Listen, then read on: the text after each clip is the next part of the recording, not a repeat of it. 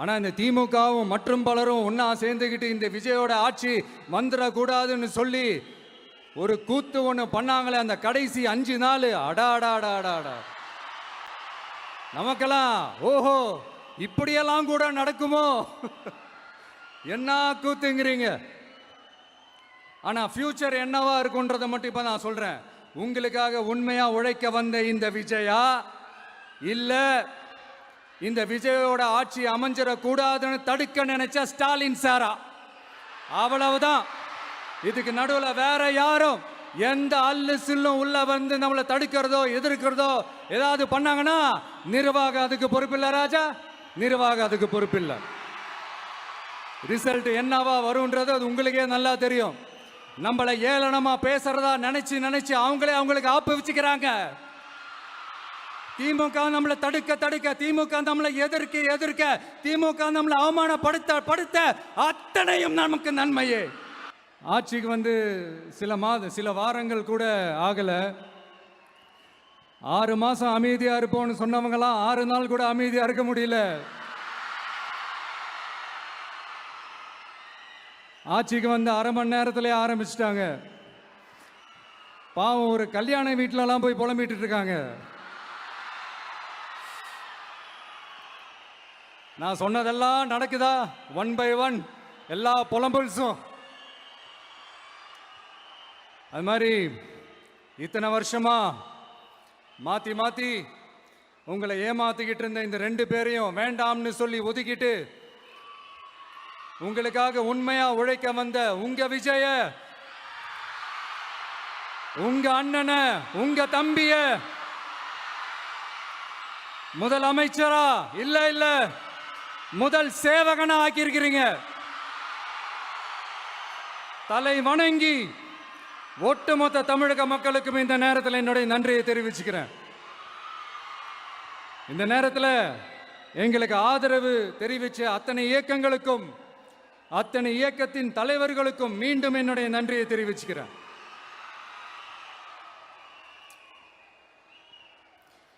புரட்சி தலைவர் எம்ஜிஆர் அவர்களுடைய முதல் தேர்தலில் கூட இந்த அளவுக்கு ஒரு ஓட் பர்சன்டேஜ் வாங்கல அப்படின்ட்டு நிறைய பேர் சொன்னாங்க.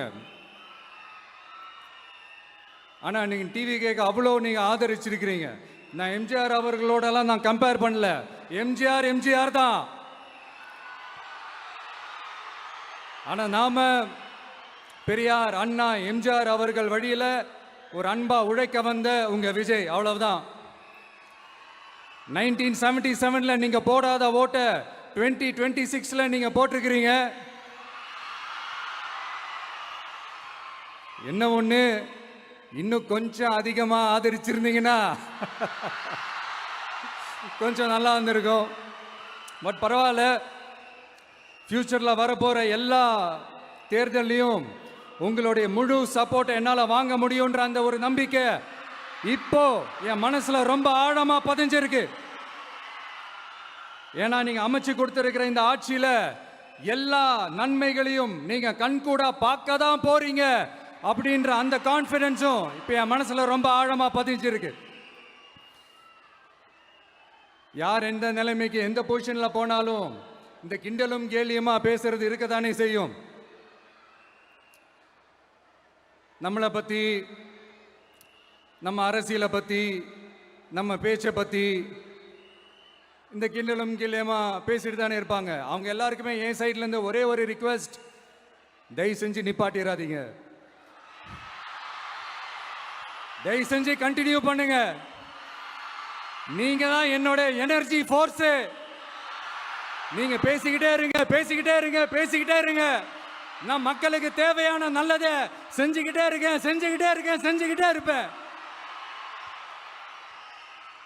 அடுத்து இப்ப நம்ம புதுசா அந்த சூட்லாம் போட்டு வரோம்ல, அதை பத்தி கூட நிறைய பேர், ஏன் நாமெல்லாம் கோட் சூட்லாம் போடக்கூடாதா?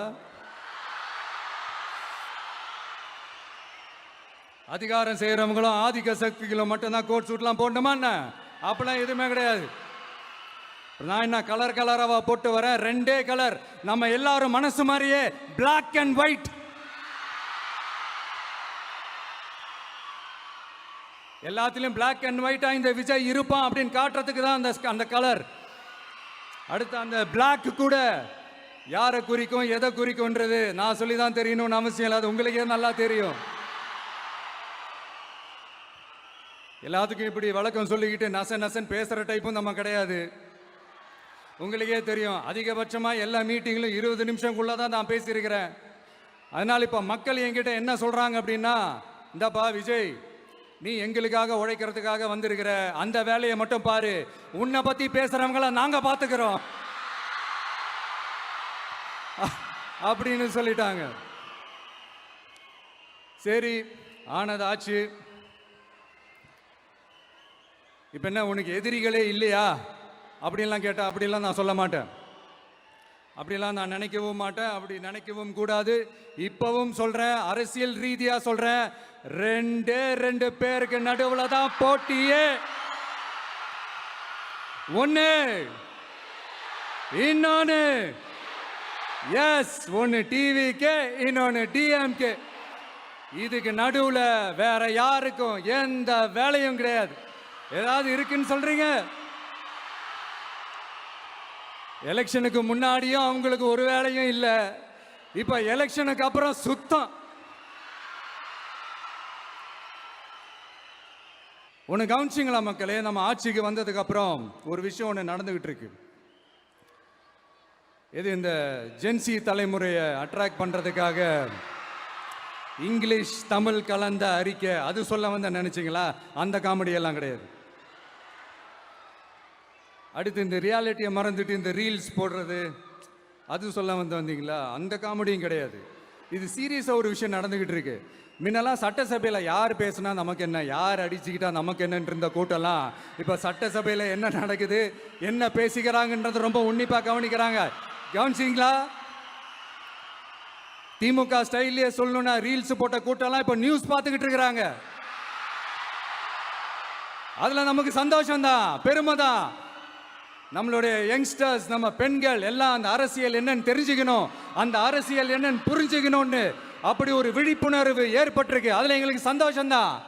இதெல்லாம் யாரால நடந்திருக்கின்றது நான் சொல்லிதான் உங்களுக்கு தெரியணும்னு அவசியம் இல்லை, அது உங்களுக்கே நல்லா தெரியும். இப்படிப்பட்ட நம்ம தெய்வங்களை, இப்படிப்பட்ட நம்ம மக்களை தற்குறின்றது இன்னமும் சொல்லிக்கிட்டு இருக்கிறாங்க. நான் காஞ்சிபுரத்தில் சொன்னதை தான் இங்க நான் திரும்பவும் ரிப்பீட் பண்றேன். நீங்க தற்குறின்னு சொன்னீங்களே, அவங்க தான் உங்களோட அரசியல் வாழ்க்கையே ஒரு கேள்விக்குறி ஆக்கி இருக்கிறாங்க. கேள்விக்குறி ஆக்கிட்டாங்க, இன்னமும் ஆக்க போறாங்க. அன்னைக்கு நான் சொன்னப்போ சிரிச்சவங்களாம் இன்னைக்கு என்ன பண்ண போறாங்களோ? உண்மையை சொன்னாதான் அந்த கூட்டத்துக்கு கசக்குமே. உண்மையிலே நீங்க மக்கள் மனசை புரிஞ்சு வச்சிருந்தீங்கன்னா நீங்க இப்படி மக்களை தப்பாவே பேசியிருக்க மாட்டீங்க. அது என்ன, அப்புறம் அரசியல் புரிதல் இல்லாம மக்கள் நமக்கு ஓட்டு போட்டுட்டாங்களாம். இந்த கவர்ச்சியில மயங்கி மக்கள் நமக்கு ஓட்டு போட்டுட்டாங்களா? நான் என்ன, சரி விடுங்க.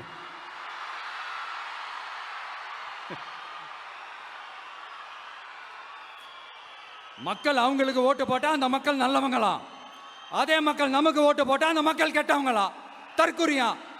இதே மக்கள் தான் இத்தனை வருஷமா உங்களுக்கு ஓட்டு போட்டுட்டு இருந்தாங்க. உங்களுக்கு மட்டும் என்ன, வேற ஏதாவது பிளானட்ல இருந்து குதிச்சு ஓட்டு போட்டு போனாங்களா? தற்குறியாமா, தற்குறி நல்லா வருது, வேணான்னு பாக்குறேன். எங்க அண்ணன் விஜயகாந்த் அண்ணன் சொல்ற மாதிரி, அண்ணா அவர்கள் ஆரம்பிச்ச கட்சியை ஒரு அடிமை கூடாரம் ஆக்குனது யாருங்க சார்? இப்படியெல்லாம் ஆக்கிட்டு உண்மையை சொல்லு உடன்பிறப்பேவா. உங்களோட அந்த உண்மையான உடன்பிறப்புக்கெல்லாம் என்ன சொல்றாங்க தெரியுமா சார்? திமுக இப்படி ஆனதுக்கு காரணம், அந்த காரணத்தை வெளியிலலாம் போய் தேடாதீங்க, உங்க குடும்பத்துக்குள்ளேயே கேளுங்கிறாங்க. உங்களுக்காக மாடா உழைச்சி தேஞ்சு போய் கிடக்கிறோம். திமுக இப்படி ஆனதுக்கு காரணம் உழைக்காம சொகுசா இருக்கிற உங்க குடும்பத்துக்குள்ளேயே போய் கேளுங்கிறாங்க. ஒவ்வொரு திமுக தொண்டனும் அதை சொல்றாங்க. அதை புரிஞ்சிக்காம நம்மளையும் நம்ம மக்களையும் தப்பா பேசிக்கிட்டு, நீங்க மக்களை தப்பா பேசுனீங்கன்னா இந்த விஜய் வந்து கேள்வி கேட்பான், சும்மா இருக்க மாட்டான். இந்த விஜயும் தமிழ்நாட்டு மக்களும் வேறு வேறு இல்லை. இந்த விஜய் தான் தமிழ்நாட்டு மக்களோட ஒரு உண்மையான ஒரே பிரதிநிதி. இது இன்னைக்கும் சரி, நாளைக்கும் சரி, நாளன்னைக்கும் சரி, இதுதான் நிஜம். மறுபடியும் சொல்றேன், நமக்கும் மக்களுக்கும் இடையே இருக்கிற இந்த பூர்வ ஜென்ம பந்தத்தை, அந்த உறவை ஏதோ இந்த சதிகள் சூழ்ச்சிகள் பண்ணி யாராலையும் எதுவும் கெடுக்கவே முடியாது. கெடுக்க ட்ரை பண்ணீங்க நம்ம ஆட்சிக்கெல்லாம் வரதுக்கு முன்னாடி.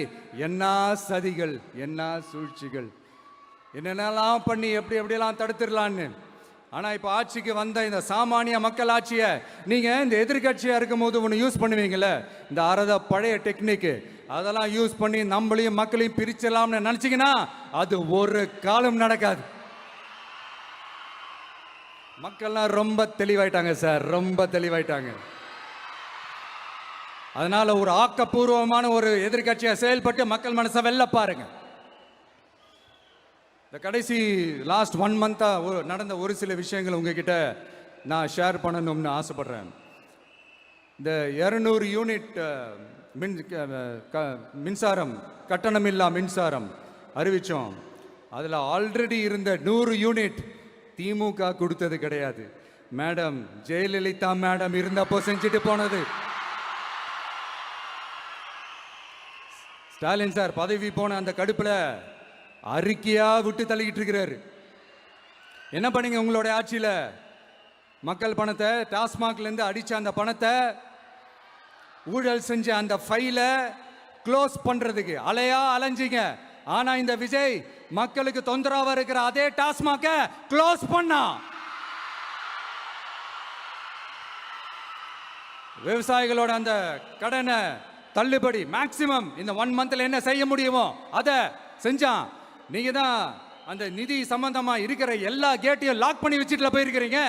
அதை சரி செய்ய வேணாமா? அதை ஒழுங்குபடுத்த வேணாமா? அதனால மறுபடியும் சொல்றேன், இந்த விஜய் பொய் சொல்லி ஏமாத்துறதுக்காகலாம் அரசியலுக்கு வரல. உங்க கூடவே நிக்கிறதுக்காக மட்டும்தான் அரசியலுக்கு வந்திருக்கிறேன். அதுல எந்த மாற்று கருத்துமே கிடையாது. கவலையப்படாதீங்க விவசாய பெருமக்களே. அடுத்து இந்த சட்டம் ஒழுங்கு, அது சரியில்லை இது சரியில்லைன்னு சொல்லி திமுகவும் மற்றும் பலரும் மாறி மாறி கூவுறீங்க. நான் ஒன்று கேட்குறேன், இந்த மாடல் அரசுன்னு சொல்றீங்களே, அதில் என்ன செஞ்சு வச்சுட்டு போயிருக்கீங்க? ஒரு ஊர் விடாம, ஒரு தெரு விடாம போதை பொருள் கலாச்சாரம் அப்படியே ஸ்ப்ரெட் ஆகி கொட்டி கிடக்குது. அது அப்பவே இனிஷியல் ஸ்டேஜ் அதை நீங்க கண்ட்ரோல் பண்ணியிருந்தீங்கன்னா இத்தனை பெண்களை இழக்க வேண்டிய ஒரு சூழ்நிலை ஏற்பட்டிருக்குமா? எல்லாத்தையும் பண்ணிட்டு பழிய தூக்கி ஏன் மேல போடுறாங்க. நீங்க என்ன பழி நம்ம மேல போட்டாலும் மக்கள் நிம்மதியா வாழக்கூடிய அந்த செயலை கண்டிப்பா இந்த விஜய் செஞ்சு தான் காட்டுவான். அதுக்காக தான் எஃபிஷியன்டான போலீஸ் ஆபீசர்ஸ் நான் அப்பாயிண்ட் பண்ணியிருக்கிறேன். எஃபிஷியன்டான அந்த போலீஸ் ஆபீசர்ஸ் டீம் நான் அப்பாயிண்ட் பண்ணியிருக்கிறேன். பெண்கள் பாதுகாப்பான அந்த சிங்கப்பெண் காவல் படை நெக்ஸ்ட் வீக் அதை இனாகரேட் பண்ண போறோம்.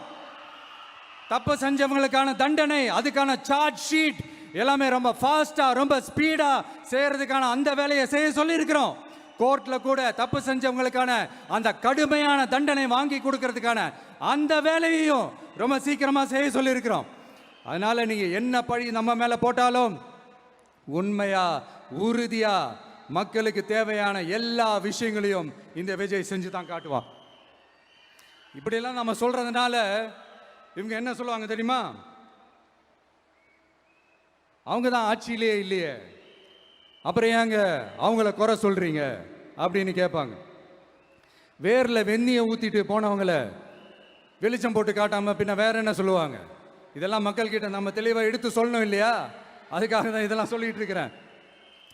நம்ம மக்களுக்காக இவ்வளோ வேலை பார்க்குறோம், ஆனால் இவங்க அதையெல்லாம் விட்டுட்டு குதிரை பேரம் பண்ணுறாரு, அது பண்ணுறாரு, இது பண்ணுறாருன்னு சொல்லிட்டு தப்பாக கதையெல்லாம் அடித்து விட்டுக்கிட்டு இந்த தீய சக்தியும் தீந்து போன சக்தியும் அதாங்க திமுகவும் மற்றும் பலரும் ஒன்னா சேர்ந்துக்கிட்டு திருட்டுத்தனமா யாருக்கும் தெரியாம ஒரு ஓரமா மூலையில உட்கார்ந்துட்டு பேரம் பேசி கூட்டு சேர்ந்து ஆட்சி அமைச்சு கொள்ளையடிக்க திட்டம் போட்டாங்க. அது ஏன் தெரியுமா? உங்களோட இந்த டிவிக்கு ஆட்சி அமைஞ்சா அவங்க பொழப்பே போயிடும். அந்த கொள்ளையடிக்கிறது, லஞ்சம், ஊழல் எல்லாமே கத்தம். அதான் இந்த காரணம். அடுத்து ஸ்டாலின் சார், திமுக வந்து இப்போ தீய சக்தி மட்டும் இல்ல, மக்களை விட்டு ரொம்ப தூரமா போன தூர சக்தி. ஓர சக்தி, கோர சக்தி, பார சக்தி. நீங்க எப்போ இந்த தீந்து போன சக்தியோட நீங்க கூட்டு சேர்ந்துக்கிட்டு ஆட்சி அமைக்கணும்னு நினைச்சீங்களோ அப்பவே இந்த திமுக தூர்ந்து போன சக்தியாகவும் ஆயிடுச்சு. நீங்களாம் நம்மளை பத்தி அவதூறு பேசலாமா சார்? இது நியாயமா? மக்களை இவ்வளவு பெரிய மக்கள் சக்தி நம்மளோடு இருக்கும் போது நமக்கு எதுக்கு வேற அரசியல்?